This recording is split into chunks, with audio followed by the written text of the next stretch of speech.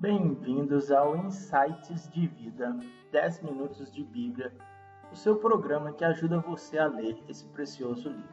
Hoje leremos o Evangelho de Marcos, capítulo 1, do versículo 21 ao 28. Diz assim a palavra de Deus.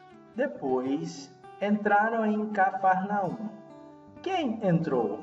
Nós identificamos aqui, entraram em Cafarnaum, Simão Pedro, André, os filhos de Zebedeu, Tiago e João, porque eles seguiram a Jesus. Então, Jesus com os seus discípulos. Cafarnaum ficava na margem norte do mar da Galileia e era próximo a Betsaida, que era a terra natal de Simão Pedro. E logo no sábado, foi ele, aqui, vamos marcar com outra cor, esse ele aqui refere-se a Jesus, foi ele, Jesus, ensinar na sinagoga. Então, note aqui o sábado e Jesus ensinando na sinagoga. É importante lembrarmos que a sinagoga era um ponto ali de encontro dos judeus para suas orações, eles se encontravam ali para orar, para a leitura das escrituras. Mas não era só isso, também funcionava como tribunal, a sinagoga também funcionava como escola e também para reunião de conselho dos anciãos da aldeia. Então a sinagoga tinha muitas funções. Mas aqui Jesus vai ensinar. Olha, Marcos relata então que Jesus vai para uma sinagoga no sábado ensinar. Vamos marcar aqui de outra cor, então o sábado e a sinagoga, e Jesus de amarelo. E maravilhavam-se da sua doutrina. Olha, Jesus foi ensinar, então as pessoas maravilhavam-se da sua doutrina. Provavelmente, se perguntarmos aqui quem se maravilhava, né? Os mesmos que entraram aqui, com exceção de Jesus, os que entraram em Cafarnaum, eles maravilhavam-se. Provavelmente aqui Pedro, Simão Pedro, né? André, os filhos de Zebedeu também, Tiago e João. Porque os ensinava como quem tem autoridade. Então Jesus veio para ensinar e Jesus ensinava, está aqui, ensinava, como quem tem autoridade. Vamos marcar essa palavra aqui, autoridade. Essa palavrinha aqui é muito importante destacarmos, quem tem autoridade. E esse é o destaque talvez principal do texto, e não como os escribas. É importante a gente lembrar que os escribas lá na época bíblica, eles possuíam um grande destaque social.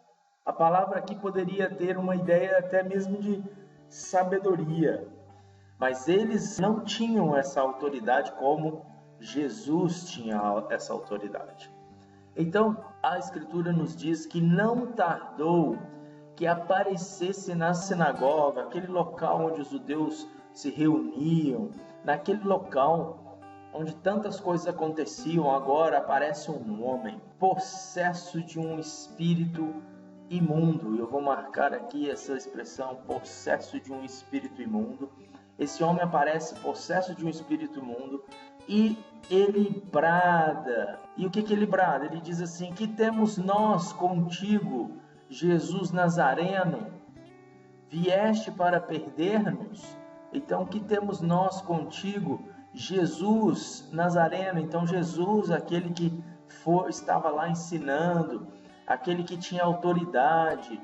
Então esse possesso de espírito imundo agora grita: que temos nós contigo. E é interessante notarmos aqui a expressão nós, porque mostra que tem ali não um espírito imundo, mas ele era possesso de espírito imundo. Não um somente, provavelmente havia uma legião. Mas ele pergunta então: vieste para perder-nos? E ele então diz: bem sei quem és, o Santo de Deus. Então ele aqui diz quem Jesus é, porque ele, vindo das trevas, ele tem conhecimento sobre as questões espirituais que acontecem, e por isso ele declara que Jesus é o Santo de Deus. E é interessante notarmos como esse texto faz oposição a um outro texto que está no início de Marcos. Deus falando, tu és o meu filho amado, em ti me comprazo, e ele confirma que Jesus é o Filho de Deus. Agora nós temos um grito das trevas, um grito das hostes infernais que brada, é o Santo de Deus. Jesus, no entanto, rejeita esse brado. Jesus, no entanto, repreende esse espírito imundo, porque ele diz aqui, cala-te e sai desse homem. Então ele não está falando para o homem, ele está falando para o espírito imundo. E é interessante notarmos que a expressão que aparece aqui, cala-te, ela traz mais essa ideia de perder as forças do que de emudecer. Então, quando ele fala que cala-te e sai desse homem, ele está dizendo, perca suas forças, perca o seu poder, você não tem autoridade e sai desse homem. Então, Jesus, aqui vamos marcar mais uma vez, Jesus aqui de amarelo, Jesus estava ensinando, ele ensina com autoridade, e então chega na sinagoga onde Jesus ensinava, um homem brada, e então Jesus repreende o espírito imundo, o espírito maligno que estava ali naquela vida, e ele diz, cala-te e sai desse homem. E então o espírito imundo, ele agitando-o violentamente, bradando em alta voz, saiu dele. Saiu do homem. É importante notar que o espírito sai, mas ele sai bradando, ele sai agitando-o violentamente, ele sai com resistência, mas ele obedece a Jesus. Marcos conta então que todos se admiraram a ponto de perguntarem entre si, que vem a ser isso? Todos se admiraram a ponto de perguntar entre si, que vem a ser isso? Uma nova doutrina? Olha que interessante, eles perguntam se Jesus estava ensinando uma nova doutrina, mas agora não era somente um ensinamento, Jesus estava ensinando e algo acontece que mostra a autoridade de Jesus sobre as trevas. Com autoridade ele ordena aos espíritos imundos e eles lhe obedecem.